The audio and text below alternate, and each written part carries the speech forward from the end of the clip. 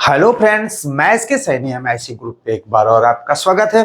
और ELT grade मुख्य परीक्षा के अंतर्गत आज प्रैक्टिस सेट हम 12 की बात करेंगे।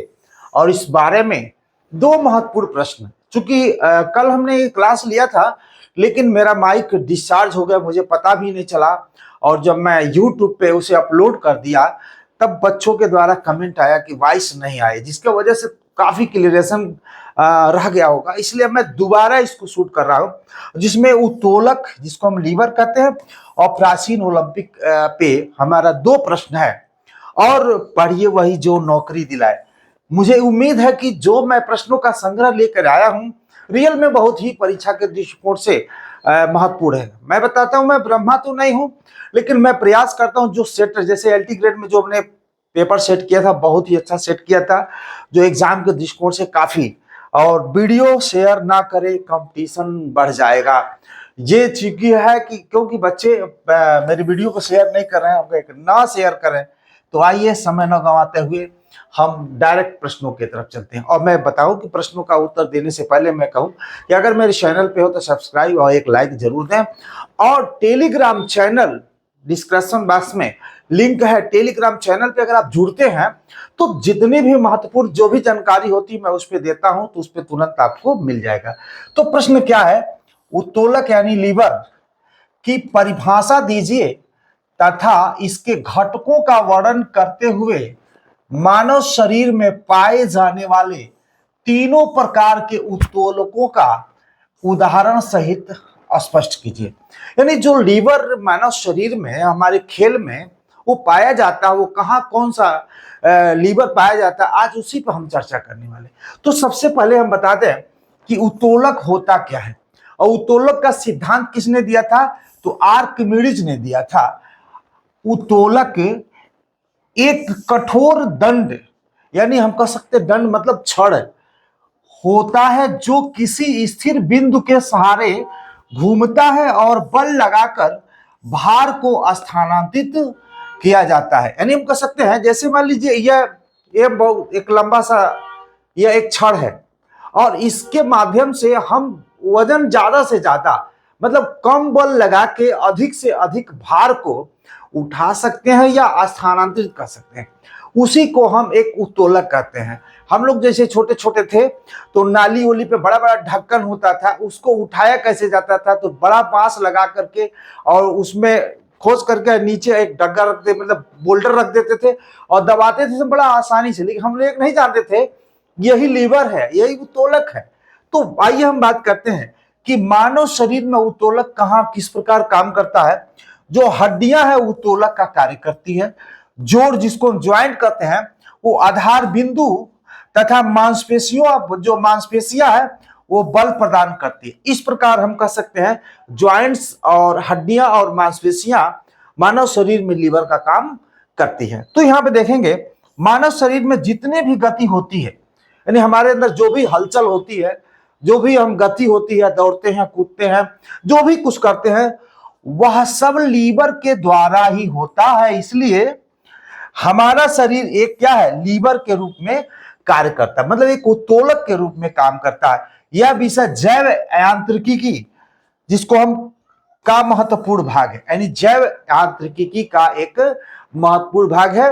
अगर अच्छा लग रहा तो एक लाइक जरूर दीजिए हमारे क्लास के लिए, जिससे कि हम और ऊर्जा के साथ आपके साथ काम कर सकें। यहां देखिए उत्तोलक के जो घटक है, इसमें देखिए तीन बिंदु को हम बात किए हैं। आधार बिंदु जिसको हम फलक्रम कहते हैं, वह स्थिर बिंदु जिसके चारों ओर उत्तोलक घूमता है, जिस तरह से घुमाइए यही राड। और बल इफोर्ट वह शक्ति जो मांसपेशियों द्वारा लगाई जाती है। ये देखिए ये मांसपेशियों द्वारा इफोर्ट यानी बल लगाई जा रही है किसी चीज को उठाने या हटाने के लिए। प्रतिरोध रेजिस्टेंस वह भार जिसे हटाना या उठाना, ये देख रहे हैं ग्रीन कलर का जो लोड है, ये भार है या डग्गर है या पत्थर है, जो भी कुछ भारी सामान है इसे या तो उठाना है या तो इसे यहां से हटाना है। तो इस तरह से हम कह सकते हैं ये उत्तोलक घटक के अंतर्गत आधार बल और प्रतिरोध यानी फलक्रम और इफोर्ट और रेजिस्टेंस तीनों बल इसमें काम करता है लीवर में। तो आइए और भी देखते हैं इसमें क्या बात है।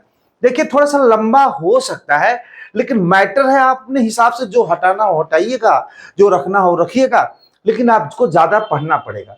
देखिए उत्तोलक के प्रकार, और आपको याद करना होगा। अब चूंकि ऑब्जेक्टिव में लिखने की प्रैक्टिस करिए सब सादे पेपर पे। मानव शरीर में 3 प्रकार के लीवर पाए जाते हैं या उत्तोलक पाए जाते हैं। जो प्रथम श्रेणी का फर्स्ट क्लास का लीवर, और सेकंड द्वितीय क्लास का लीवर, और तृतीय थर्ड क्लास का लीवर, यानी मानव शरीर में 3 प्रकार के लीवर पाए जाते हैं, उसके भी हम जिक्र करते हैं। और उत्तोलक में 3 बल काम करते हैं, जिसमें बल जिसको हम फोर्स या इफोर्ट के भी नाम से जान सकते हैं। कहीं एफ देता है, कहीं ई दे देता है, तो आप जानिए मतलब ये बल से ही रिलेटेड बातें हैं। और आधार या अधिष्ठान, जिसको हम एक्सिस या हम फलक्रम कहते हैं, एक्सिस या फलक्रम कहते हैं। भार प्रतिरोध, इसको लोड, रेस्ट और रेजिस्टेंस, तीनों नाम से इसको जानते हैं। तो उस तरह से हमने बताया कि आप कहीं भी क्या पूछता है वो सब जाने रहेंगे, तो आप वहां पे कंफ्यूज नहीं होंगे, क्योंकि एमसीक्यू, हालांकि हमने लीवर का क्लास लिया है और वो प्री और मेंस दोनों दृष्टिकोण से लिया था, लेकिन वो भूल गया होगा, वो पीछे चला गया। लेकिन आपको याद ताजा कराने के लिए यहां देखिए, प्रथम श्रेणी का लीवर, फर्स्ट क्लास का जो लीवर होता है, यहां देखिएगा, देखिए 2 बार हो गया है। यानी हम कह सकते हैं कि ये भार, जिसको हम लोड, रेस्ट या रेजिस्टेंस के नाम से जानते हैं। हिंदी में बोलते हैं भार, जैसे भार, आधार, अधिष्ठान, भार, आधार और बल। यानी हम कह सकते हैं जो ये आधार है वो बीच में रहेगा। अभी हम आपको समझा रहे हैं।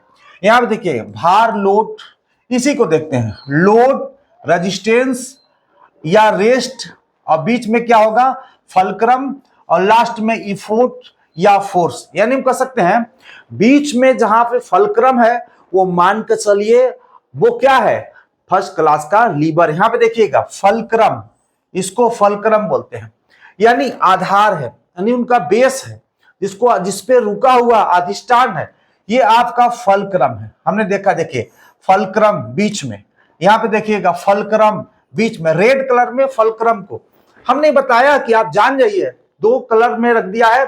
और इधर क्या हो जाएगा, लोड, ये देखिए यहां लोड, ये जो है आपका क्या है, ये लोड है। और क्या है ये फलक्रम है, जिसको हम आधार, अधिष्ठान, लोड का मतलब भार, और ये आपका ये है।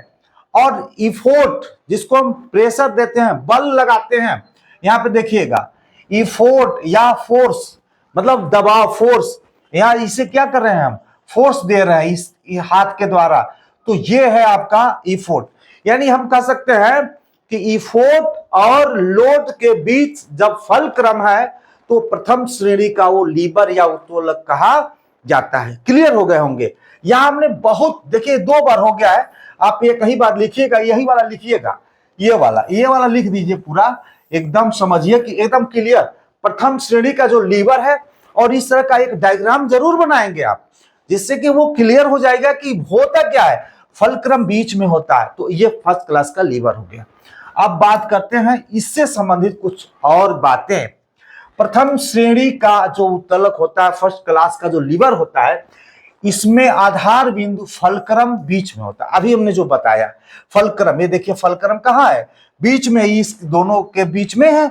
ये आधार, अधिष्ठान, जिसको हिंदी में बोलते हैं, ये बीच में है। अब देखिएगा फलक्रम गर्दन, ये फलक्रम गर्दन का जो जोड़ है, अब फलक्रम बीच में है ना, तो ये देखिएगा ये जो जोड़ है, ज्वाइंट्स है, ये है आपका फलक्रम, ये है आपका फलक्रम। अब देखिए इफोर्ट, गर्दन की जो मांसपेशी है, ये देखिए ये गर्दन की जो मांसपेशी है, ये है आपका इफोर्ट, ये है आपका इफोर्ट। और रेजिस्टेंस, रेजिस्टेंस का मतलब होता है, क्या होता है रेजिस्टेंस, ये तीसरा है ना रेजिस्टेंस।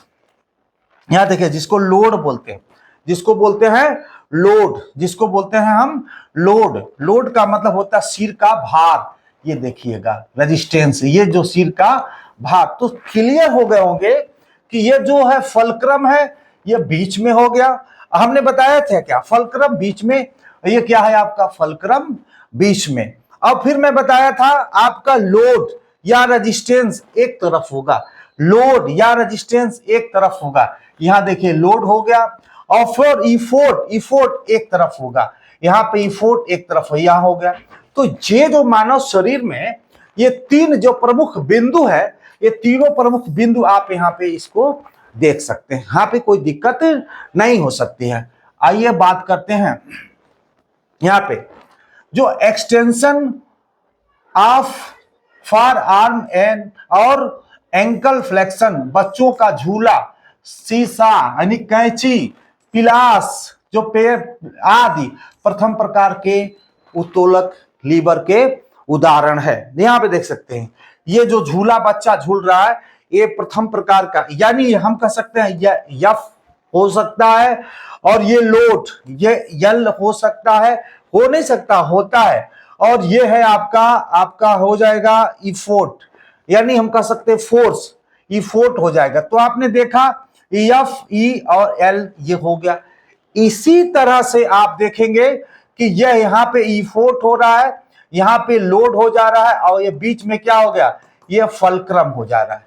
यहाँ पे एक्सटेंशन और फ्लेक्शन, यहाँ पे देखिएगा एक्सटेंशन मतलब अगर हमारा हाथ दूर जा रहा है तो एक्सटेंशन, और ये अंदर आ रहा है तो फ्लेक्शन।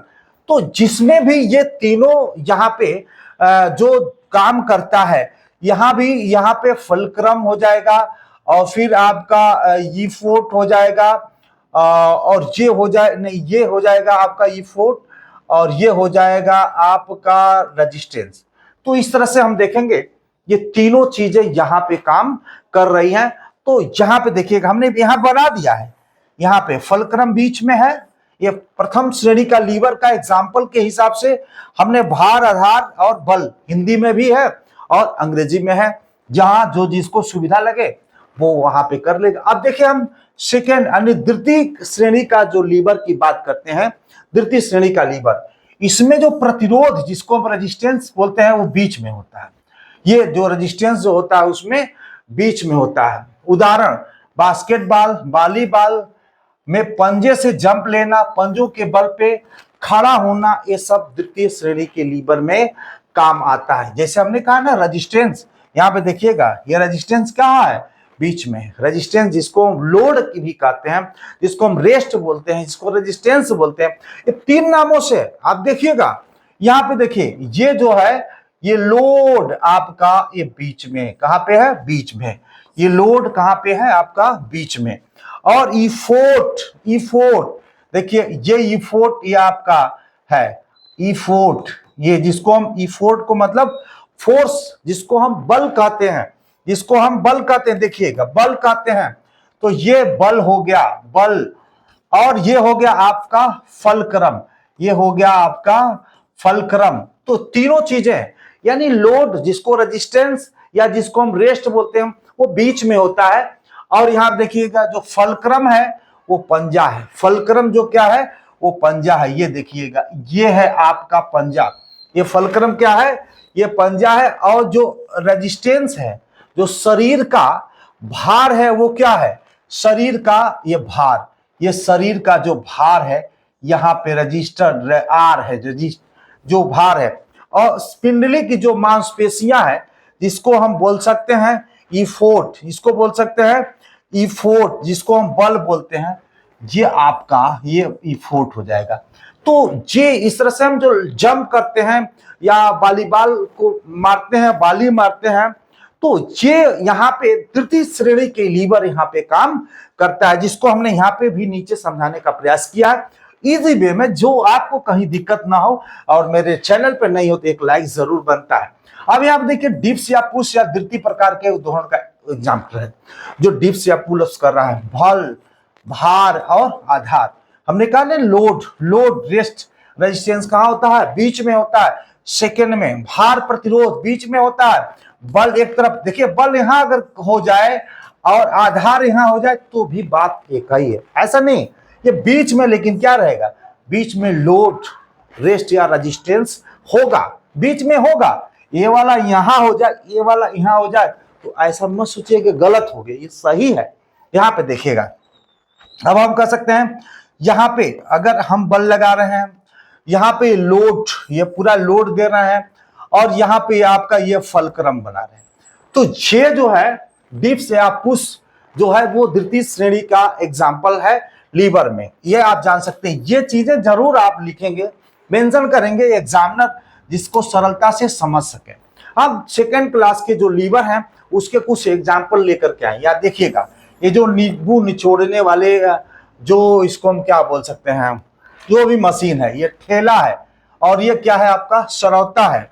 डोर्सिफ्लेक्शन और प्लांटर फ्लेक्शन भी द्वितीय श्रेणी के एग्जाम्पल है। यहाँ देखिए बल, भार और आधार, यानी जो ई फोर्ट है, जो हम कह सकते हैं फोर्स है, ये बगल में ई फोर्ट देखिएगा, ई फोर्ट आपका यहाँ हो गया, जिसको हम फोर्स बोलते हैं। बीच में क्या होगा, ये बीच में क्या हो गया, लोड हो गया, बीच में ये लोड हो गया, और ये बेस आधार किस पे है, ये फलक्रम हो गया, पहिया क्या हो गया, फलक्रम हो गया। तो जो ठेला है, जो कूड़ा उठाने वाला ठेला है, ये द्वितीय श्रेणी के लीवर के अंतर्गत आता है। यहाँ पे देखिएगा ये क्या हो गया, ये लोड हो गया आपका, ये क्या हो गया आपका फलक्रम हो गया, और ये क्या होगा ई फोर्स, जिसको हम मतलब दबाते हैं, फोर्स बल देते हैं, ई फोर्स। तो एग्जाम्पल है। इसी तरह से ये भी आपका डोर्सिफ्लेक्शन और प्लांटर फ्लेक्शन भी द्वितीय श्रेणी के लीवर का एग्जाम्पल है। कल वॉइस के वजह से हम भी थोड़ा डिस्टर्ब हुए, हमें अच्छा नहीं लगता, हम काफी मेहनत करते हैं और मेहनत करके फिर लोड करते हैं, और जब मुझे पता चलता है कि क्या है कि वॉइस नहीं आया, कोई तकनीकी दिक्कत आ गई, तो मुझे भी बहुत दिक्कत होता है कि इतना मेहनत करके हम काम करते हैं और मिस्टेक हो जाता है। क्योंकि लाइव वाली व्यवस्था हमारे पास है नहीं कि मैं देखता रहूं, सुनता रहूं, इसी मोबाइल से सब कुछ काम करते हैं। अब इसमें बोर्ड एग्जामिनेशन चल रहे हैं, समय नहीं हो रहा, हमने शूट करके रात में डाल देते हैं। आज मैं दिन में शूट कर रहा हूँ, रविवार है, संडे है, शाम 7 बजे आपको मिल जाएगा वीडियो। तृतीय श्रेणी का जो थर्ड क्लास लीवर की हम बात करते हैं, इसमें बल यानी फोर्ट बीच में होता है, इसमें बल यानी फोर्ट देखिएगा, इसमें ई फोर्ट कहाँ पे है, बीच में है। ये देखिए बल कहाँ पे है, बीच में। आधार और भार दोनों अगल बगल हैं, और ई फोर्ट कहाँ पे है, बीच में। ध्यान रखिएगा, सब कुछ एक साथ हमने आपको समझाने। उदाहरण, कोहनी का जो मोड़ करके भार, कोहनी के मोड़ करके जो भार उठाते हैं ना, वो लीवर, थर्ड प्रकार के लीवर का एग्जाम्पल है। यहां पे देखिएगा फलक्रम, फलक्रम, फलक्रम कोहनी का जोड़ है, फलक्रम कोहनी का जोड़ है, जिसको हम कह सकते हैं ये फलक्रम, ये फलक्रम जिसको एक्सिस बोलते हैं, ये जो है ये यफ है, यफ है। फलक्रम जिसको हम आधार बोलते हैं, देखिए आधार या अधिष्ठान, यही हमारा आधार है, ये आधार हो रहा है, आधार है। और इसमें देखिएगा जो ई फोर्ट है, ई फोर्ट, यहां पे देखिएगा ई फोर्ट जिसको हम बोलते हैं बल, बल, ई बल, यानी जो क्या है, बाइसेप्स और ट्राइसेप्स दो मांसपेशी होती है, ये बाइसेप जो मांसपेशी है, ये क्या है आपका, यहां देखिएगा ई फोर्ट, या इसको हम फोर्स बोल सकते हैं, या हम इसको ई फोर्ट, या हम इसको फोर्स बोल सकते हैं। ये क्या है, ये है आपका। और नेक्स्ट क्या रह गया, लोड, लोड, ये देखिए लोड, भार जिसको हम बोलते हैं, यहां पे देखिए लोड, रेस्ट या रेजिस्टेंस, ये जो भी कुछ उठाया हुआ हाथ में, ये आपका लोड हो गया, ये आपका लोड हो गया। तो आप क्लियर हो गए होंगे कि फलक्रम, ई फोर्ट और रेस्ट, हाथ में रखा हुआ जो भार है वो क्या हो गया, रेजिस्टेंस यानी लोड यानी रेस्ट। तो इस तरह से हमने देखा कि हम जब कोई चीज उठाते हैं तो तृतीय प्रकार का जो लीवर है वो काम करता है। यहाँ पे एग्जाम्पल, हम आपको ये सारा पीडीएफ स्टैंडर्ड क्वालिटी का आपको मैं देता हूं, जो जिस तरह से डायग्राम है आपके पीडीएफ में भी मिलेगा, जिससे आपको समझने में कहीं कोई दिक्कत न हो। बहुत मेहनत करता हूं आपके लिए और मुझे इससे कोई लाभ नहीं मिलता है, बस आप सफल हो जाए, यही हमारा सबसे बड़ा पुरस्कार है और कुछ नहीं। देखिए नेक्स्ट, अब देखिए लीवर का खेलों में क्या महत्व है, इसमें देखते हैं। दौड़, कूद, थ्रो आदि सभी क्रियाएं उत्तोलक सिद्धांत पर आधारित है। आदि सभी लीवर अधिक दूरी तक थ्रो करने में तृतीय श्रेणी लीवर का जो सहायक होती है, जो थर्ड क्लास का लीवर होता है, ये अधिक दूरी तक थ्रो, जैसे हम डिस्कस थ्रो, जेवलिंग थ्रो करते हैं, जैव आंतरिकी अध्ययन से खिलाड़ी अपनी तकनीकी में सुधार कर सकता है। यह है खेलों में लीवर का महत्व। अब बात करते हैं, निष्कर्ष की बात करते हैं। उत्तोलक मानव शरीर की गति मूल आधार है, यानी मानव शरीर में जो गति प्रदान होती है उसमें लीवर का प्रमुख रोल है। हड्डियां, जोड़ और मांसपेशियां मिलकर एक प्रभावी उत्तोलक बनाती है जो खेल प्रदर्शन को बेहतर बनाने में महत्वपूर्ण भूमिका निभाती है। और लाइक्स करना आप न भूलें, अच्छा लगता है आपका लाइक्स हमें और प्रमोशन करता है। नेक्स्ट चलते हैं, देखिएगा प्रश्न नंबर दूसरा इसमें देखते हैं। इस सेट में प्राचीन ओलंपिक खेलों की उत्पत्ति, उद्देश्य, प्रमुख विशेषताएं तथा उनके पतन के कारणों का विस्तार से समझाइए। मैं बताऊं कि एक छात्रा ने हमें एक प्रश्न बोला था प्राचीन ओलंपिक, तो मैंने उसे बताया था कि प्राचीन ओलंपिक में कुछ और ये सब चीजें अगर जोड़ देती हैं तो बहुत अच्छा होगा। क्या पता वो क्या पूछता है। हम जब सब देखिए, हम जब पहुंचे रहेंगे, घूमे रहेंगे, तो फिर उसको लिखने में, समझने में हमें आसानी होती है। इसलिए हम सब कुछ एक साथ प्रश्न में जोड़ने का प्रयास करते हैं। हाँ देखिएगा, प्राचीन ओलंपिक खेलों का पतन लगभग 393 ईस्वी, 394 में प्रतिबंध लगा दिया कि अब खेलना नहीं है आपको, अब यहाँ खेल नहीं होगा। लगभग 393 ईस्वी मुख्य रूप से रोमन सम्राट थियोडोसियस प्रथम द्वारा ईसाई धर्म के प्रसार के बीच मूर्ति पूजक अनुष्ठानों पर प्रतिबंध लगाने के कारण हुआ। यानी थियोडोसियस प्रथम द्वारा ईसाई धर्म के प्रसार के बीच मतलब क्या हुआ, प्रतिबंध लगाने की हुआ। इसके अनुसार यानी इसके साथ ही यूनानी संस्कृति के प्रति रुचि कम होना, रोमन साम्राज्य का बढ़ता प्रभाव और भूकंपों से ओलंपिया के विनाश 12वीं शताब्दी तक चली इस परंपरा का अंत हो गया। यानी भूकंप भी बहुत बड़ा भूकंप आया था जिससे ओलंपिया शहर पूरी तरह से नष्ट हो गया था। 12वीं शताब्दी तक यह परंपरा चलती रही, उसके बाद इसका अंत हो गया। तो प्राचीन ओलंपिक में हमने संक्षेप आपको यहां बताया। अब बात करते हैं थोड़ा सा प्राचीन ओलंपिक के प्रमुख उद्देश्य, यानी प्राचीन ओलंपिक का क्या उद्देश्य रहा होगा कि इतने बड़े आयोजन लोग करते थे। तो ये वहां पे जिस तरह से हमारे यहाँ शंकर भगवान है, विष्णु भगवान है, कृष्ण भगवान है, बहुत सारे हमारे यहाँ देवता है, वहां भी रोम में जीएस देवता को सम्मान अर्पित करना, यानी जीवस देवता के सम्मान में प्राचीन ओलंपिक खेल का आयोजन होता था, जिसमें इनकी याद में, इनको खुश करने के लिए 100 बैलों की बलि दी जाती थी। 100 बैलों की बलि दी जाती थी इस देवता को खुश करने के लिए। अब बात करते हैं शारीरिक दक्षता एवं वीरता का प्रदर्शन, यानी एक अवसर मिलता था कि अपने शारीरिक दक्षता का आप एक प्रस्तुतिकरण करें कि आपकी शरीर कितना फिट है, कौन कौन से एक्सरसाइज, कौन कौन से मतलब खेल कर सकते हैं, आप वीरता का प्रदर्शन कर सकते हैं। उससे पता चलता है कि इस व्यक्ति के अंदर राष्ट्र को संभालने की भी क्षमता हो सकती है, इसको जिम्मेदारी दिया जाए, शारीरिक से मतलब बलिष्ठ है, अपने घर अपने देश की रक्षा कर सकता है।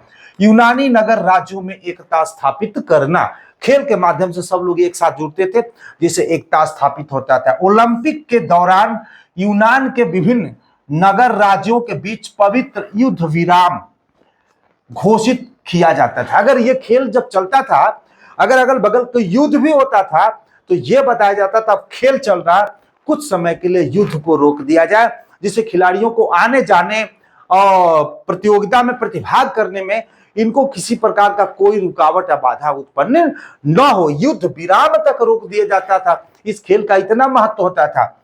सांस्कृतिक और सामाजिक मिलन आयोजन यूनानी समुदाय को एक साथ लाने का एक बड़ा अवसर था, जहां लोग कला, संस्कृति, प्रतिभा का प्रदर्शन करते। यह एक ऐसा मंच देता था कि जिसके अंदर जो हुनर होती थे एक प्लेटफॉर्म पे उसे पेश किया जाता था। प्रतिष्ठा और सम्मान, खेलों में जीतना किसी व्यक्ति और उसके शहर, नगर, राज्य के लिए सर्वोच्च सम्मान की बात थी।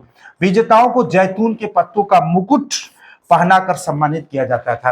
यानी किसी गांव से, किसी शहर से, किसी नगर से अगर कोई खिलाड़ी जीत जाता था तो उस शहर का, उस नगर का सम्मान का विषय, जैसे मान लीजिए अभिनव बिंद्रा जी 2008 में जब ओलंपिक में व्यक्तिगत स्वर्ण पदक लाते हैं तो भारत में एकदम खुशियों का एक लहर छा जाता है कि चलिए भारत की तरफ से यानी अंतर्राष्ट्रीय पटल पे निशानेबाजी में यानी भारत ने गोल्ड मेडल ले गया। तो व्यक्तिगत स्पर्धा में व्यक्तिगत तो इस तरह से वहां भी इसी तरह का ये काम होता था। तो आइए बात करते हैं, थोड़ा सा और रह गया है, प्रमुख इसकी विशेषताएं क्या है। वही चीजें जो हमने बताया, केवल पुरुष खिलाड़ी को भाग लेने की अनुमति थी, इसमें महिलाएं भाग नहीं लेती थी और महिला देखती भी नहीं थी। एक देवता मंदिर की पुजारन थी, वही केवल देख सकती थी, बाकी कोई नहीं देख सकता था। संयोग बस एक खिलाड़ी की पत्नी पुरुष का वेश में वो देख रही थी, लेकिन उसका पति जीत जाता था, नहीं तो उसको भी एक कड़ी सजा दी गई होती, उसके वजह से उसको माफ कर दिया गया। प्रारंभ में केवल स्टेडियम दौड़ प्रतियोगिता होती थी, बाद में कुश्ती, मुक्केबाजी, पंचक आदि जोड़े गए और बाद में आधुनिक ओलंपिक तो बहुत सारे खेल आप तो जानते ही हैं। तीसरा, विजेताओं को जैतून की माला प्रदान की जाती थी। खेलों के द्वारा युद्ध विराम घोषित किया, युद्ध विराम मतलब खेल युद्ध को रोक दिया जाए, घोषित किया जाए। पतन के कारण रोमन शासन का प्रभाव, नैतिक एवं धार्मिक परिवर्तनों के कारण लोकप्रियता में कमी। 394 ईस्वी में रोमन सम्राट थियोडोसियस द्वारा इन खेलों पर प्रतिबंध लगा दिया गया। इस प्रकार प्राचीन ओलंपिक खेल लगभग 1200 वर्षों तक आयोजित होते रहे और आधुनिक ओलंपिक खेलों की प्रेरणा बना। तो हम कह सकते हैं कि आज इससे इस समाप्ति के कारण पियरे डी कुबर्टिन के अथक प्रयासों से आधुनिक ओलंपिक 1896 से शुरुआत हुआ। उसके पहले बहुत सारे पियरे डी कुबर्टिन ने प्रयास किया अंतर्राष्ट्रीय स्तर पे कि हम आज से एक ऐसे खेल का आयोजन करें। यानी विश्व का जो सबसे बड़ा खेल आयोजन की बात करते हैं तो वो है आपका ओलंपिक। और ओलंपिक में हर खिलाड़ी का सपना होता है कि हम एक मेडल प्राप्त करें। तो आज के लिए इतना ही, और नेक्स्ट वीडियो कल शाम को मिल जाएगी। और कष्ट के लिए हम खेद चाहते हैं क्योंकि वॉइस की वजह से काफ़ी आप लोगों को थोड़ा सा दिक्कतें हुई होगी। तो आज के लिए इतना ही, और मेरे चैनल पे बने रहें और लगातार वीडियो आपको मिलता रहेगा। धन्यवाद।